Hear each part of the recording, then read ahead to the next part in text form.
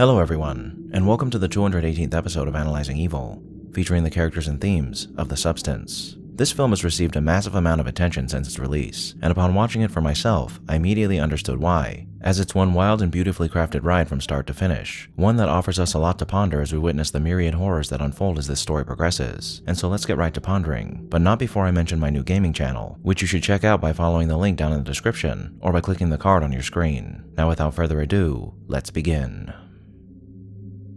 Time. The only sure thing in this universe is that time will move forward. We're all affected by it in hundreds of different ways, and as much as we try to prevent some of those effects, sadly, no matter what we do, all of us are destined to suffer through the complications that stem from time's incessant march at some point in our lives. But for some of us, that's too much to bear. Elizabeth Sparkle seems to have lived a life that the vast majority of us could only dream of living. Hosting an influential show, living a life of luxury in a high-rise apartment overlooking Los Angeles, and boasting a legacy of triumph stemming from decades spent as a veritable icon in the world of exercise-based entertainment, are all accomplishments that have made her story into one defined by success. Despite this, Elizabeth, now age 50, has reached a point in her life where the powers that be have determined that she is no longer a suitable host for her type of show, and so the time has come for her long career to come to a close. Considering what I just outlined about the life she lives though, you'd think that wouldn't be too big of a deal. After all, most people retire at some point, and retiring to a life of luxury is certainly a better fate than most people can expect. Though that's true, there's a few problems with Elizabeth's life that have made her easing into old age all but an impossibility. Elizabeth lives a rather empty existence, and why that is can be summed up rather well by an old adage that most of you will be familiar with. It's lonely at the top. In this film, there is only one instance of us being introduced to someone in Elizabeth's life who is not involved in the entertainment industry, an old high school classmate by the name of Fred, and even then, that interaction is just a chance long-lost connection that doesn't mean all too much in the grand scheme of Elizabeth Sparkle's life. This highlights just how alone Elizabeth is in her world, as she seemingly has no family and no friends, not a parent to call, a child to visit, nor a buddy with whom she can connect with. Why this is, though, isn't an accident. Quite the contrary, in fact, because Elizabeth's whole life is defined by her profession. While we know nothing about how she got where she is, we can discern that she got there by sacrificing everything to do so, leaving behind whatever connection she had with other people in favor of making it big in Hollywood. And apparently, she also sunk herself so deeply into her career that she neglected to form any meaningful relationships with anyone around her, leaving her alone in a world where her only purpose lay in her work.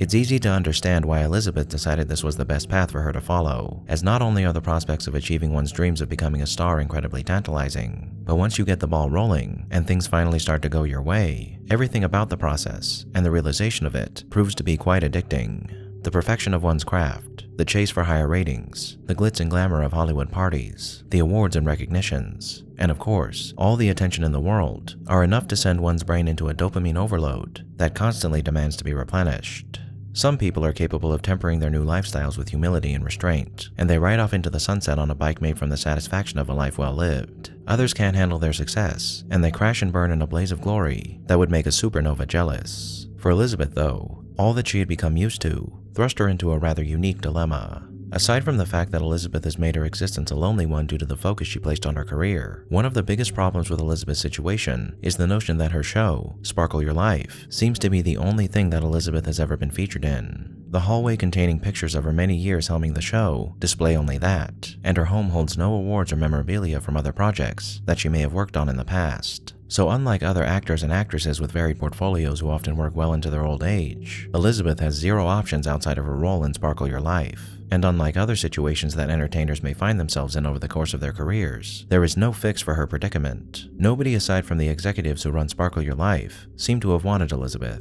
And now that she's such a niche and aged performer, nobody wants her still, and she knows that. So when Elizabeth lost Sparkle Your Life, she lost everything, and the desperation to cling on to what she once had, or reinvent herself into something new, is only all too understandable when you consider that she had nothing else. Now, as we've discussed, the fact that Elizabeth is so torn up over her departure from the show stems from her drive to make it the sole focus of her life, but she didn't really make this decision on her own. In the entertainment world, you're only as good as your last performance, and you only get to perform if you have the qualities those who orchestrate these performances deem valuable. But one common aspect of Hollywood stardom that has traditionally been just as important as one's talents is one's appearance, especially for women. There have been plenty of men and women who aren't considered conventionally attractive, who have made it in this world, and some of them have been lucky enough to count themselves as one of the biggest stars of their time. But I'd wager that there's far more men who've succeeded despite their appearance than there are women, as unfortunately, holding oneself to unrealistic beauty standards is often a woman's reality. Meet Harvey, a prime example of Hollywood sleazebaggery and pathetic excuse for a human being, the man who represents everything wrong about Hollywood's treatment of women. Harvey has likely been Elizabeth's guiding hand for the entirety of her career, and while we don't know how Harvey treated her in the beginning, by looking at his interactions with Sue, I think we can get a pretty good idea. Harvey looks at Sue with the lecherous abandon of a man who simultaneously knows that he's got a new meal ticket in front of him and an object for him to ogle. For when it comes down to it, that's what women who make their way to Hollywood often are: commodities, pretty faces to be bought, sold, and then discarded when men like Harvey decide their worth has expired, which is made more than evident by his decision to let Elizabeth go, or as he lovingly calls her during a phone conversation, that old bitch. A send-off that was an abrupt affair that was afforded little fanfare, even in the wake of her long service to his company, with her only consolation for all she's done and endured being a rather insulting gift in a French cookbook. As of course, now that her career is over, Elizabeth should probably go back to the kitchen, right? So yes, as much as Elizabeth's decision to isolate herself and focus on her career contributed to her unfulfilling retirement, the standards and practices enforced by the Hollywood elite played a large part in it as well, as for years Elizabeth was propped up and made to believe that she was a paragon of beauty and grace who deserved the world, only to have that world forcefully taken from her in a matter of minutes because she just wasn't good enough anymore. And these feelings of inferiority and worthlessness that were instilled within her as a result of the lecherous and self-serving practices of men like Harvey are some of the many evils that come as a result of the wonderful world of Hollywood business dealings. Now, that isn't to say that everything that happens in this story can be blamed solely on the abhorrent environment and expectations we've managed to create for women over the years, as though these types of systems are designed to prey on the young and hopeful and discard the old and subjectively worthless. Elizabeth is still a self-absorbed, greedy, and vain woman, and it's everything we've discussed already, as well as these traits, that leads Elizabeth to consider using the substance. Now, I don't know what the substance is as much as anyone else does, but what I will say is that it's clearly something extraordinary and revolutionary, as a serum capable of splitting and copying cells to create younger copies of organic life is nothing to scoff at. The potential applications for this type of technology are endless, but as marvelous as this green liquid is, whoever created this substance clearly has ill intentions. If such a product had truly been made to better people's lives, then you'd think you'd get it at a store, or at the very least a pharmacy. But no one can acquire the substance via prescription, or by purchasing it at a store. You can only learn about its existence through word of mouth, and if you decide to partake in it, you can only receive your kit from the inside of a half-open corrugated garage door that's situated in a shady alleyway. So why all the secrecy? Well, as we learn in this film, the substance is a dangerous thing to use, so it could be that whoever created this stuff tried to get it approved for the public through the proper channels, but after being denied due to the volatility of their product, they chose instead to circulate it through the black market. While that is possible, I have a feeling that whoever is behind the creation and distribution of the substance has always endeavored to keep it as dangerous as they possibly could, and the only reason they chose to do this is, well, because they can, and because they enjoy seeing the fruits of their labor unfold. If you noticed, we never actually see Elizabeth paying for her substance kits, and while it is possible that she does pay for them off screen, I believe this is one of two indicators that point to the notion that whoever is distributing this stuff is doing so simply because they love watching their product destroy people's lives, as I'm sure to them, the suffering that occurs after someone consumes the substance is more than enough compensation. The second indicator is the fact that every step of the process required to obtain the substance is either vague, shady, or secretive. Not only do we never learn who's behind the substance, but the only way we learn about its side effects and the process behind it is through watching Elizabeth's story unfold. If the people behind this product had noble intentions, then why are all the communications between their representatives so cryptic, and the instructions to use their product so vague? Never mind the fact that the potential side effects of this product are never explained, and only alluded to. While it is possible that the reason this whole process is so mysterious is because the creators of the substance don't want to reveal too much about their proprietary secrets to their customers, I believe the vagueness is intentional, but in a different way. It would be incredibly easy for whoever is in charge of distributing the substance to explain that you can only use the activator once in detail, that you absolutely must follow the 7-day on and 7-day off rule due to the guaranteed side effects, instead of just putting no exceptions on the very small list of rules, or that you're responsible for keeping the balance between your two selves, outside of simply stating that you are one. And because they've willfully kept these instructions vague, it seems to me that they're anticipating that their customers, if you could call them that, will use their product incorrectly. Now, I do like the idea that whoever controls all this is just playing some sort of sick game. However, it is possible that this is some sort of secretive government or private experiment that's been designed to test not only this product, but the psyches of the people using it, which is sinister in itself. But I am more partial to the theory I just outlined a moment ago. But please tell us all what you think down in the comments below. Regardless of what the truth behind the substance creation and distribution is, and the vagueness of its presentation is, the greatest dangers of the substance are found in what the people who take the substance don't account for, and what the people who distribute it do. The fact that the reason they're taking it in the first place is because they are vain, self-absorbed, and greedy. And because the copy created by the substance isn't exactly a copy, but an extension of the self, those traits transfer over to their other selves, which invariably causes their copies to start taking more and more from their matrix and extending their time in a conscious state in an attempt to live their lives as they truly want to live them for as long as possible, which is exactly what happens to Elizabeth in this story, and presumably the only other person we see taking the substance, the man who introduced her to it. It gets harder each time to remember that you still deserve to exist, that this part of yourself is still worth something, that you still matter. Has she started yet? Eating away at you. These are the words this mysterious man says to Elizabeth when she encounters him the second time. And while at this point in the film Sue has started to eat away at Elizabeth, it would be wrong to place the blame solely on Sue. One thing not to forget is that you are one. You can't escape from yourself, the mantra of the company behind the substance. And while Elizabeth and Sue share separate consciousnesses, I don't think it's too far-fetched to assume that what one of them does while they're awake subconsciously affects the actions of the other, especially when you consider that neither seems to have any memory of what the other does when they're awake, which we can discern by seeing their shock at different points in the story at discovering what the other had been up to while they slept, and the horrific nightmares that slowly start seeping into their minds once their other halves begin going off the deep end supports this idea as well.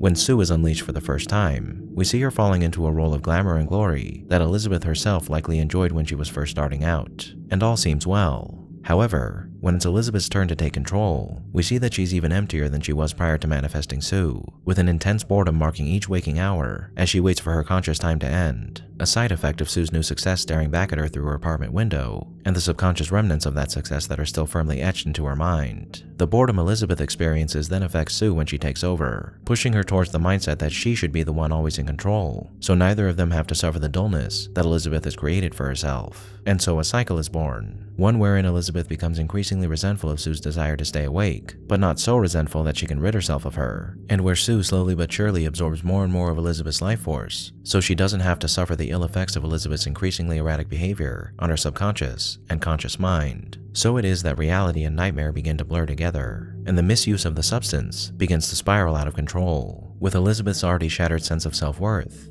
driving her to allow this veritable parasite to really ruin her life, while Sue does everything she can to cling to the world of wonder she was born into, all of which culminates in Elizabeth's attempt to rid herself of Sue, her subsequent inability to do so, and the overwhelming horror of their transformation into Monstro Elicisu, and shortly after, a grotesquely violent death. And once we've reached this end, we've now been exposed to a few different evils that we're meant to reflect on. First and foremost is the evil of the Hollywood machine that would drive a woman with so much promise into becoming a broken mess of insecurities, for which much blame can be placed on the men who allow such things to happen, something that cannot and should not be excused. Next is the perils of giving in to one's ambition to the point that it becomes toxic selfishness and greed that only alienates us from our fellow man and pushes us to place so much worth on superficial things that we believe give us worth, but in reality are nothing but accompaniments to the wonderful treasure that is life, which is something we should all be wary of. Accompanied by this is the intense loneliness that comes as a result of dedicating your life solely to your career, a career that can end at any time and leave you feeling the intense ramifications of the empty world you've created for yourself.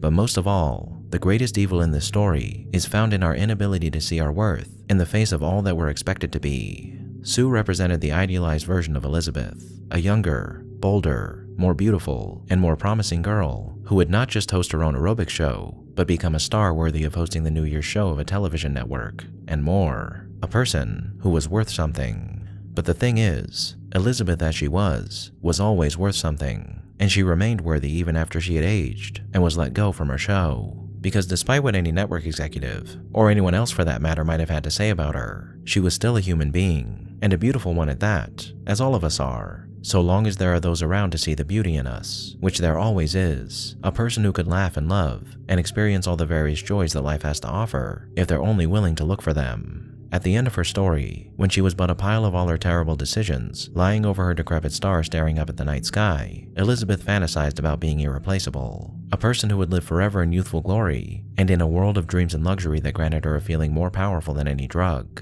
As nice as such a fantasy might be, the fact remains that when it comes to things like jobs, you are replaceable in so many ways. However, in the grand scheme of things, you are always irreplaceable, because there will never be another you. There are people out there who look and think similar to you, but they aren't you, and that makes each and every one of us irreplaceable in our own way. And when you meet the right person, or several persons, like one that believes a 50-year-old woman is just as beautiful as she was in high school, there's never a time where you would doubt that fact, even in your darkest moments, on your darkest days, as to be concerned with such trivial things like fame can in no way compare to the genuine joys of a life well lived that the real world has to offer you. So that, in essence, are the evils present in this film, and as vainglorious and tragic as Elizabeth's story is, it's also a reminder of something quite sad, that the aged in our respective societies are not just ravaged physically by time's steady procession, but emotionally and socially as the world passes them by, and the people around them slowly but surely either perish, or become absorbed in their own lives, to the point that they have little time to spend with an old person who hasn't heard their phone ring in a month. But as sad as that may be, it doesn't have to be that way. No one deserves to be alone, especially those elderly among us, who are so often forgotten by us busy youngsters. And while I'd love to end this video with a clever summation of the evil in this story, I think it's all the more appropriate to remind you, dear viewer, to pick up that phone of yours and give some of your precious time to someone in your life who may be waiting for just a sliver of it.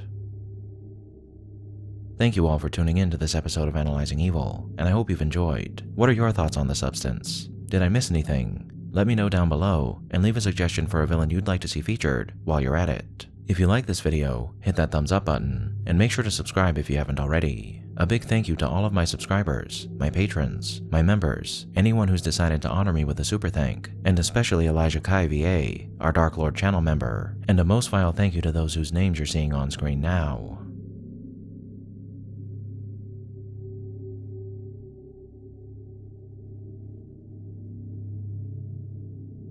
Join the channel's Discord server and subreddit to interact with myself and the community, and follow me on the social media platforms listed below to keep up with the channel. As always, thanks for watching, and I'll be seeing you soon.